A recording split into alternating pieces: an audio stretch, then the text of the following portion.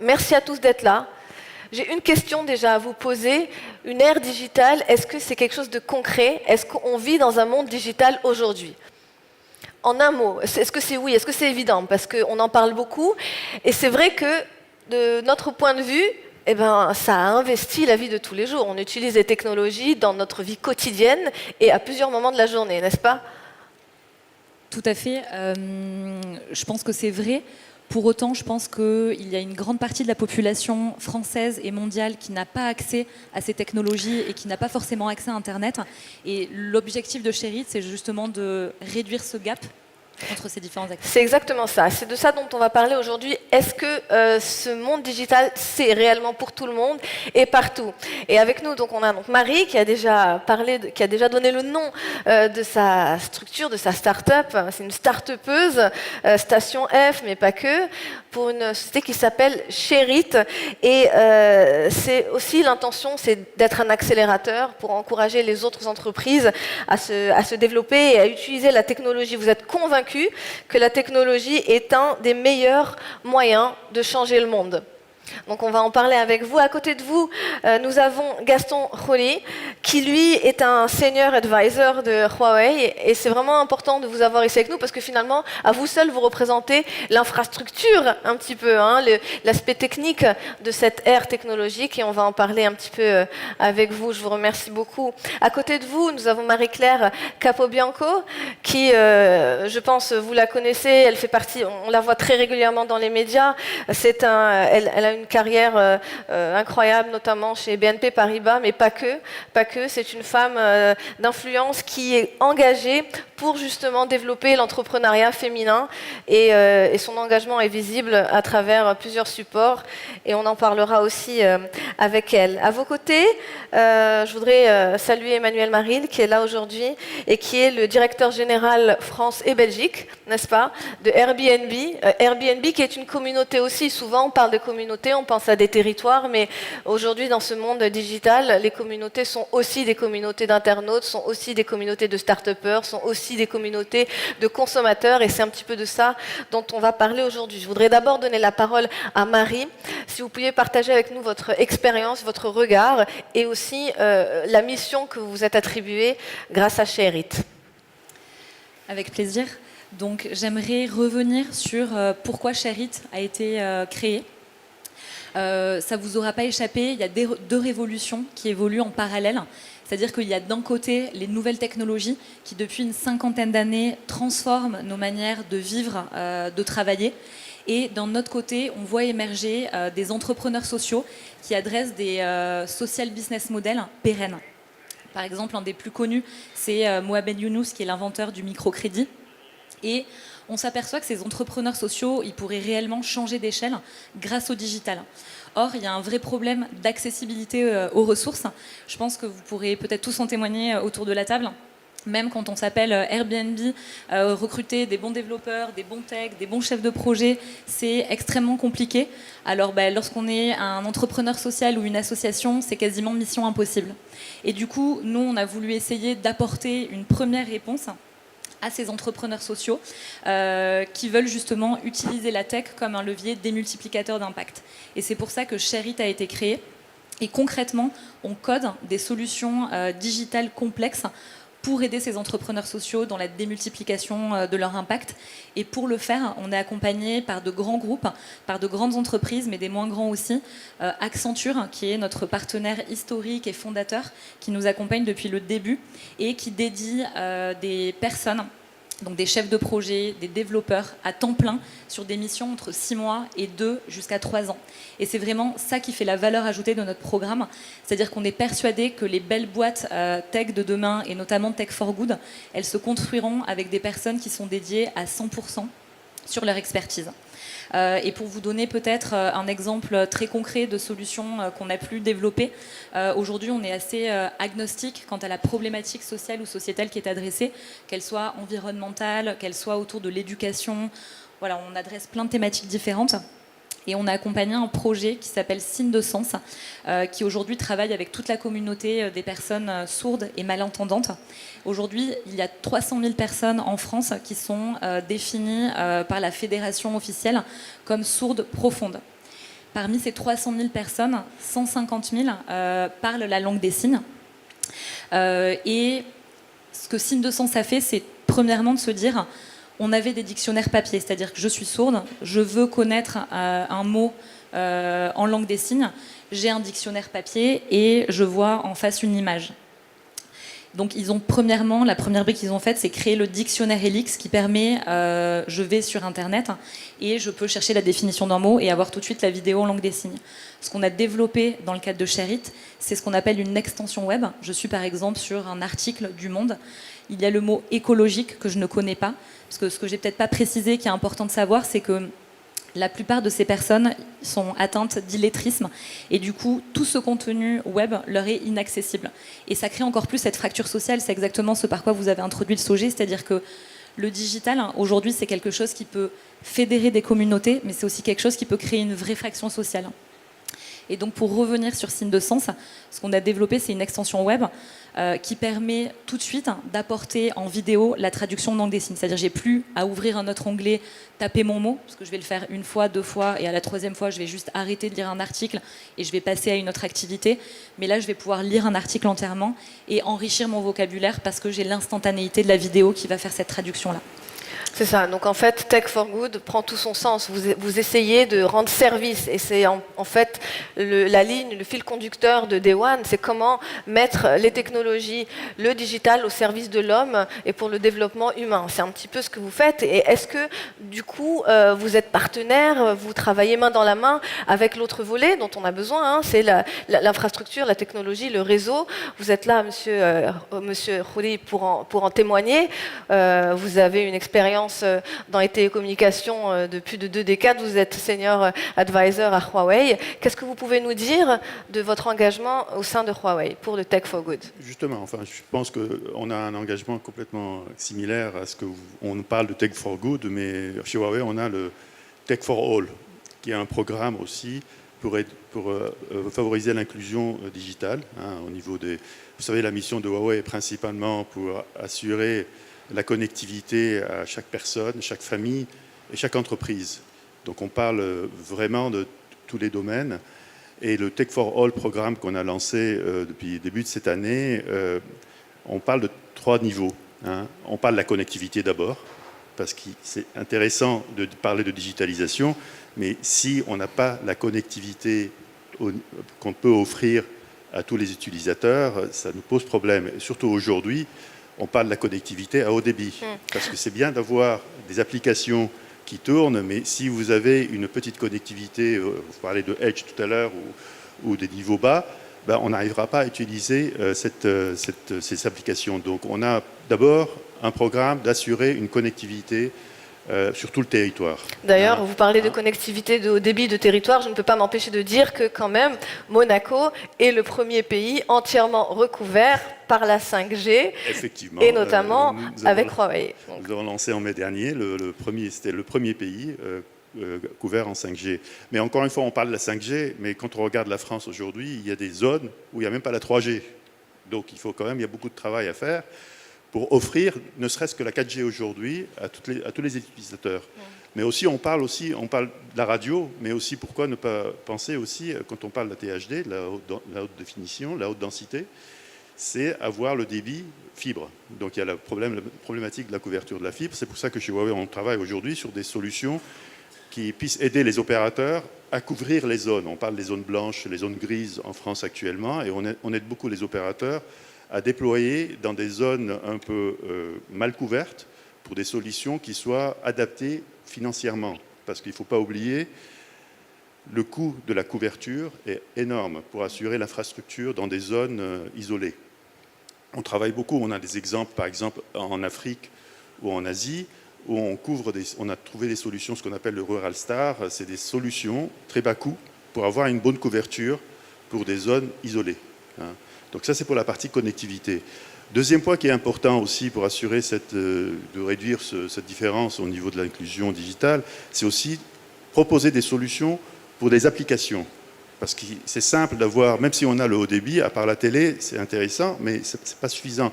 Il faut aussi qu'on puisse donner les moyens aux opérateurs de développer des applications qui puissent utiliser qui puisse servir aux utilisateurs. On a le même exemple chez nous, ce qu'on appelle Storyline, qui est aussi pour les malentendants, mais qui a été développé en Angleterre, pas en France. Et c'est la même chose, c'est à travers l'intelligence artificielle, pour les jeunes enfants, ils ont le langage des signes. Quand ils veulent regarder une BD ou un bouquin sur leur smartphone, ils ont entièrement le langage des signes qui leur traduit la lecture de ce livre-là. Donc voilà un peu un autre aspect. Et troisième aspect que je voudrais assister, c'est que c'est bien d'avoir la connectivité, c'est bien d'avoir les applications, mais il faut aussi penser à la formation des gens. C'est qu'il y a aussi un gap énorme aujourd'hui en Europe et en France sur la connaissance digitale. C'est qu'aujourd'hui, il faut former les étudiants, il faut former les utilisateurs à utiliser les applications et à utiliser Internet. On sait très bien qu'aujourd'hui, pour les gens de certain âge, quand ils peuvent utiliser une fois, deux fois Internet, et quand ils n'arrivent plus, ils laissent tomber. Et donc, ils ne vont pas pouvoir profiter de cette digitalisation. On parle de la digitalisation de l'économie au niveau gouvernement. Quand on veut payer ses impôts aujourd'hui, il y a des gens qui ne savent pas utiliser. Et comment former ces gens-là? Donc, on a développé aussi des programmes. En France, on appelle ça Seed for the Future, où on prend des étudiants pour les former et on les envoie en Chine aussi pour avoir des relations avec des sociétés chinoises, comprendre comment la digitalisation se passe en Chine. On a aussi un autre programme qui utilise, on essaie d'utiliser des startups aussi pour la formation de digital. Donc on travaille avec la Web Academy. Donc voilà, c'est la formation qui est importante. C'est tout un aussi. écosystème vertueux et qui peut aussi être à l'origine d'échanges intergénérationnels. Vous parliez des seniors, vous parliez des étudiants, qui me fait penser d'ailleurs à une des associations qui a été fondée par Denis Jacquet, qui est justement l'accélérateur de croissance et qui vise à faire migrer les seniors des grands groupes vers des startups et des PME pour ensemble être dans un échange intergénérationnel et faire des échanges d'expériences. Donc c'est un petit peu ce dont vous parlez et ça souligne encore une fois qu'il s'agit là d'un écosystème vertueux qui peut être du tech for good et du tech for all aussi, comme vous l'avez dit, donc démocratiser et rendre accessible et le contenu et les outils. À côté de vous, Madame Capobianco, bon, vous êtes directrice de croissance des entreprises, vous êtes membre du comité exécutif de BNP Paribas, vous faites partie du classement Forbes des 40 femmes françaises, vous êtes très engagée sur ces thématiques-là. Est-ce que vous pouvez nous dire comment vous vous retrouvez dans ce sujet-là de digital pour tous, digital pour tout le monde? Est-ce que c'est une réalité? Si ça l'est, et si ça ne l'est pas, comment faire en sorte que ça le devienne? Bon, alors déjà, la réponse à la question, est-ce que c'est une réalité? Oui, bien sûr, c'est une réalité. Et alors, je pourrais illustrer à plusieurs niveaux, parce que c'est une réalité. Alors, si je prends l'activité de la banque, une banque, c'est une boîte de tech, en fait. Et pourtant, l'humain est complètement au cœur de l'activité de la banque. Donc, on voit bien à quel point la tech est absolument partout. Mais la tech, c'est vraiment un outil. Enfin, Jean-Dominique Senard l'a redit ce matin. Il faut vraiment concevoir toute la partie technologique, toute la capacité que ça génère, comme étant un outil au service de l'humanité en quelque sorte. Donc il faut que ce soit for good. Donc pour moi la tech ne peut être que for good. Il y a le risque qu'elle ne le soit pas, mais elle ne peut être que for good. Alors une fois qu'on a dit ça, moi ce que j'ai plutôt envie de partager avec vous, c'est justement le sujet, alors Gaston Coury l'a évoqué, le sujet du besoin de former beaucoup, et puis lié à cela finalement la vie dans les territoires, parce que je crois que c'est important aussi de montrer que ça peut aussi être un facteur d'inclusion et il faut le considérer comme tel. Alors bon, nous en tant que grande banque et en tant que grande entreprise, nous considérons qu'on a vraiment un rôle à jouer, une contribution à un meilleur futur, donc on a des thématiques fortes d'engagement corporate. Dans ces thématiques d'engagement, il y a l'inclusion dans les territoires, c'est-à-dire là où nous sommes, comment faire pour les faire mieux vivre, et puis il y a également, en global, l'inclusion des jeunes, par exemple. Quand on parle d'inclusion des jeunes, on voit bien qu'il y a un sujet assez fondamental aujourd'hui. On a finalement, quand on regarde la France, il y a une inégalité, une vraie inégalité en France. C'est pas du tout l'inégalité des revenus ni quoi que ce soit, parce qu'on a des moyens de redistribution qui viennent l'atténuer considérablement. C'est l'inégalité des chances. L'inégalité des chances, c'est quoi? C'est que si vous êtes dans un territoire, alors territoire, c'est aussi bien d'ailleurs des quartiers, enfin des banlieues, mais c'est aussi des quartiers au sens zone rurale, c'est aussi des petites villes, etc. Où là, il n'y a pas du tout le même accès à l'éducation, à la formation, à des moyens donc de pouvoir accéder à un emploi que ce qu'on peut trouver dans les grandes villes. Il est donc très important d'apporter dans ces territoires la capacité justement à garder dans le territoire les jeunes qui y sont et leur donner envie d'y rester, parce qu'on leur donnera envie d'y rester si on leur apporte justement les moyens de travailler sur place et donc de vivre, de faire vivre une famille. Or finalement, je trouve que la technologie peut permettre cela dans deux niveaux. Un, la technologie permet d'amener le travail quelque part. Avant, les gens allaient travailler quelque part. Bon, aujourd'hui, on peut très bien déporter des travaux, par exemple, nous, banques, on peut déporter des appels clients, des besoins clients, des demandes, des réponses, n'importe où. C'est-à-dire qu'on peut très bien envoyer dans un petit village, si on a une agence bien évidemment, mais on peut envoyer du travail quelque part, et donc ne pas demander à ce que les personnes se déplacent, mais on peut amener le travail là où elles sont. Donc on voit que la technologie peut permettre cela. Ça, c'est quelque chose que vous développez ? Ça, c'est un point que nous sommes en train de développer et qui permettra d'ailleurs de faire de la transformation d'emplois et donc de conserver les emplois dans les territoires tout en les rendant très technologiques, si vous voulez. Enfin, du moins, le vecteur sera technologique. Ça, c'est un premier point. Mais après, on peut aussi, surtout accompagner les jeunes. Alors, il y a un tissu, en France, il y a un tissu associatif. Enfin, Marie parlait de tout ce qui est fait par les entrepreneurs sociaux, qu'ils soient d'ailleurs sous format entreprise ou association. Il y a un formidable tissu qui agit énormément pour justement accompagner, préparer les jeunes. Et je pense par exemple à une association formidable qui s'appelle Chemin d'avenir, Salomé Berliou, qui, elle, s'intéresse précisément à des jeunes dans les petites villes ou les zones rurales qui ont besoin d'avoir accès à des formats d'éducation, si vous voulez, mais qui n'y ont pas nativement cet accès. Et donc, via le digital, ces jeunes peuvent très bien avoir un tuteur, c'est-à-dire un parrain, peu importe comment on l'appelle, un mentor, qui va se retrouver, qui doit être vraiment ailleurs, mais qui va pouvoir apporter cet enseignement et qui doit pouvoir appuyer. Donc, on va leur apprendre.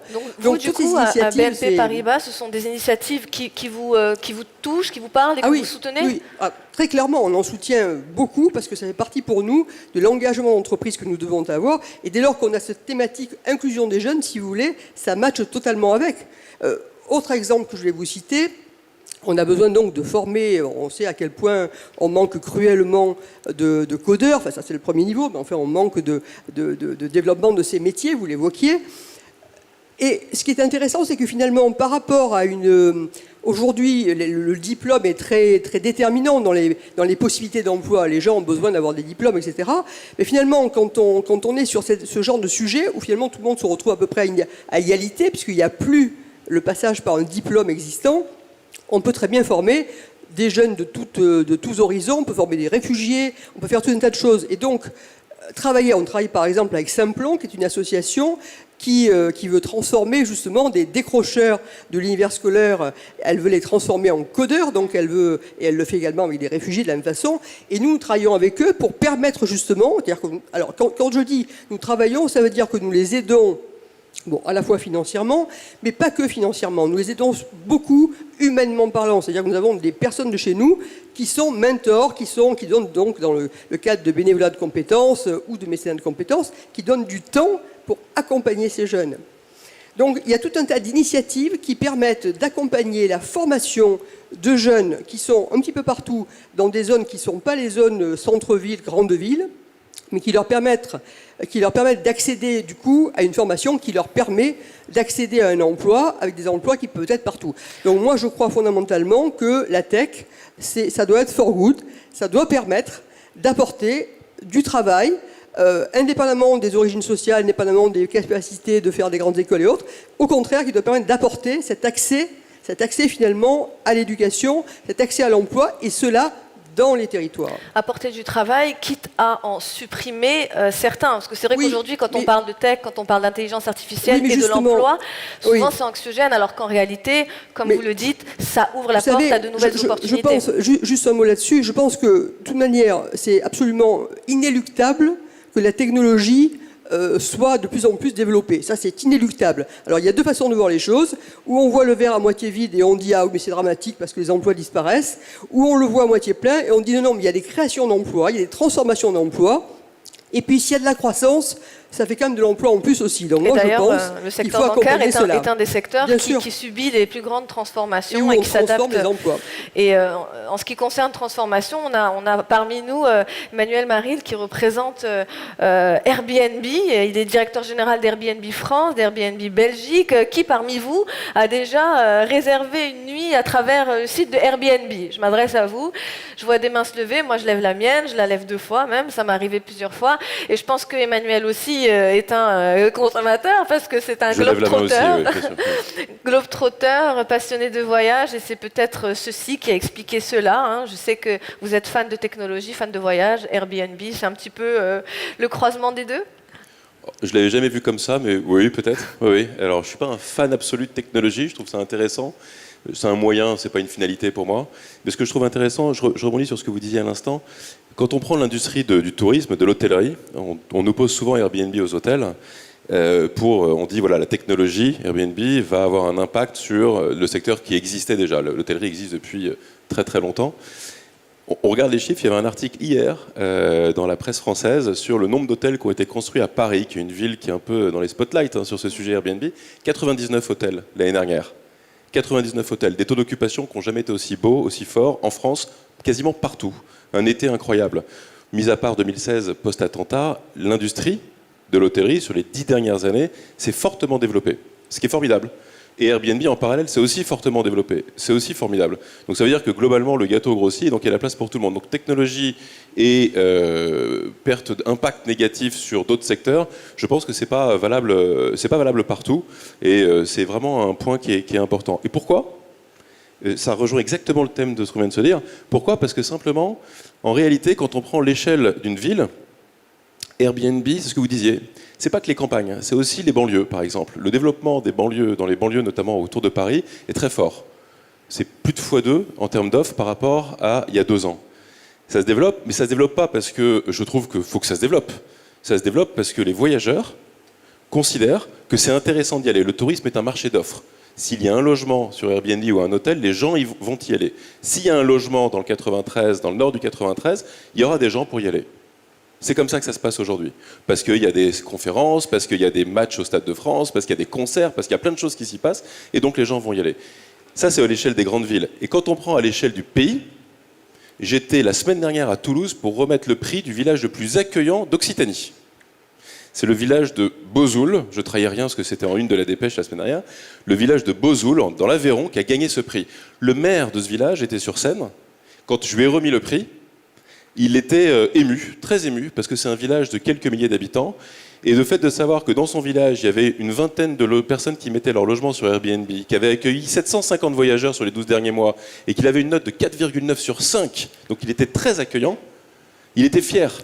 Ça a ramené de l'économie, ça a ramené de l'activité pour le bistrot, pour l'épicerie du village, et ça ramène de la fierté et du lien social. Et c'est ça qui est fondamental, le lien social. C'est vrai que l'impact et l'utilité de sites comme Airbnb sont d'autant plus significatifs et appréciables dans les zones ou les villages où l'offre hôtelière n'est pas très... Ça rend finalement ces régions et ces villages accessibles aux gens qui veulent les visiter et qui n'auraient peut-être pas pu y séjourner s'il n'y avait pas eu d'Airbnb. Même des pays... Airbnb est présent dans 191 pays. Donc au niveau planétaire, il y a une taille qui est quand même colossale. Et au niveau de la France, on est présent dans 22 500 communes sur 35 000. Donc, il y a un niveau de granularité de la présence qui, oui, va permettre de remettre sur la carte du tourisme des endroits qui avaient un peu disparu. Le tourisme est de fait, et ça vous le savez, on le sait tous, concentré. On parle de quelques villes, on a Venise en tête, on a Dubrovnik, on a les centres-villes de Barcelone, de Amsterdam, qui sont des villes où le tourisme est très concentré. Mais à l'échelle de l'Europe ou à l'échelle même de la France, le tourisme a un avenir colossal. Il est tellement concentré qu'il y a des zones entières magnifiques, des territoires incroyables, qui sont totalement abandonnés, hors des sentiers battus complètement, mais qui sont complètement abandonnés au tourisme. Donc je pense qu'il y a un enjeu du online vers le offline, donc la tech au service des populations, que ce soit par le pouvoir d'achat ou le lien social, par la formation, par la réinsertion, par la découverte et par assouvir son besoin de curiosité, et par la rencontre. On voit aujourd'hui qu'il y a beaucoup de gens qui voyagent finalement en étant hébergeurs sur Airbnb sans voyager, juste parce qu'ils accueillent des gens qui viennent des quatre coins du monde. Je pense qu'il y a un enjeu qui est... alors moi je suis évidemment un grand défenseur je suis convaincu que la tech va faire du bien. Le Évidemment, il contraire faut mettre des m'aurait garde-fous, il étonné. faut faire attention, mais évidemment, j'en suis absolument convaincu. J'ai travaillé auparavant à Airbnb, j'étais chez Facebook. Facebook permettait à des gens, via les groupes Facebook, de communiquer, de créer de l'échange. La mission de Facebook était « Make the world more open and connected ». La commission d'Airbnb, c'est « Belong anywhere », habiter le monde. Donc je pense que voilà, ces technologies-là, finalement, elles ont tous ces aspects et je pense que c'est important. C'est ça, et souvent les craintes qui naissent de ces nouvelles technologies viennent de la méconnaissance. On ne connaît pas, et surtout de nos habitudes. On a des habitudes de consommation, on a des habitudes culturelles, on a des réflexes, et c'est un petit peu ça, le frein quelquefois. Et peut-être qu'ensemble, vous tous, dans vos secteurs d'activité différents, c'est grâce à vos actions et votre visibilité aussi, eh bien que finalement les modes de consommation, les habitudes vont changer petit à petit, et avec ça, peut-être que les gens auront un petit peu moins peur, soit de perdre de l'emploi, soit d'utiliser une nouvelle technologie, et se l'approprieront un petit peu davantage. Un petit mot de la fin, juste pour chacun de vous, dans cet échange sur le sujet. Vous avez évoqué un sujet qui est important, c'est justement pourquoi on est 4 acteurs de tailles différentes et on est réunis autour de la table. Je pense qu'à travers Sherit, par effet ricochet, on a finalement réuni 2 mondes, et des petits et des grands. C'est-à-dire que ce n'était pas forcément notre objectif initial, mais on s'est dit, si on veut accompagner les meilleurs entrepreneurs sociaux qui sont souvent seuls ou à 2, 5, 10, 50, qui ont des tailles modérées, et qu'on met en face de grands groupes comme Accenture, mais des groupes aussi plus modestes, c'est hyper intéressant, et on peut se dire, ok, on voit très bien qu'est-ce que les grands vont apporter aux petits. De la structuration, de la méthodologie, des enseignements, parce que justement les grands groupes utilisent ces technologies depuis des années lorsque des entrepreneurs sociaux tâtonnent et ne savent pas comment faire et se posent tout un tas de questions. Et je partage aussi tout à fait ce point de se dire qu'on voit la tech comme un outil et absolument pas comme une finalité en soi. Et ce qui est important de comprendre, c'est que, et qui est peut-être moins évident pour vous tous, c'est comment est-ce que les petits peuvent aussi apporter aux grands. Et je pense qu'il y a 2 points qui sont importants à souligner, et c'est ce que nous disent les Wavestone, les Accenture qui nous accompagnent depuis le début et qui vont continuer à le faire pendant un long moment, je pense. C'est beaucoup d'entre nous sommes à la recherche de sens, et ça permet de nourrir ça. Et 2, les missions sur lesquelles ils détachent leurs collaborateurs sont des missions à temps plein. Et c'est-à-dire que jusqu'auparavant, on se disait, j'ai mon job, et si je veux faire de l'impact, il faut que je sois bénévole et que ce soit en dehors de mon job. Et donc, ce qu'on fait à travers Sherit, c'est de travailler sur un projet qui est au cœur de leur mission. C'est-à-dire que je suis développeur, c'est ce que je fais au quotidien et c'est ce que j'adore faire. Et je mets, dans le cadre de Sherit, mes compétences à disposition. Et Merci donc, Marie, c'est exactement ça. Et en fait, vous me servez la transition vers la séance d'après, qui justement va parler de comment est-ce que les nouvelles technologies peuvent réunir ces différentes communautés, peuvent réduire les fractures digitales éventuellement existantes. Donc je vais donner la parole au prochain speaker, mais avant ça, je voudrais juste un mot de la fin. Gaston et Marie-Claire. Je pense que c'est très simple. On a parlé de Tech for Good, on parle de Tech for All chez nous. La technologie est un outil qui doit aider à fédérer les gens, sachant qu'aujourd'hui, quand on parle de digitalisation, on parle d'une transformation, on parle de la transformation de la société, et il faut que cette technologie puisse accompagner cette transformation. Donc c'est pour ça qu'on travaille beaucoup plus sur comment cette technologie va être perçue par les utilisateurs et comment elle peut servir cette transformation de la société. Ça, c'est un point important. Je ne vais pas rentrer trop dans le détail, mais c'est ça qu'il faut prendre en compte. Mais on peut entrer plus dans le détail, si vous voulez, avec les séances mythes de speakers qui ont lieu juste après dans l'espace Palmier auquel vous êtes invités, et vous aussi, ici présents dans la salle. Marie-Claire, un mot ? La tech doit être un moyen d'inclusion économique, et l'économie ne peut être qu'inclusive. Merci. Emmanuel ? Non, je suis absolument d'accord avec tout ça. C'est formidable, on est d'accord. Je vous remercie, je vous demande d'applaudir nos speakers. Et je vous invite à les rencontrer si vous avez des questions à leur poser plus en détail. Merci à vous.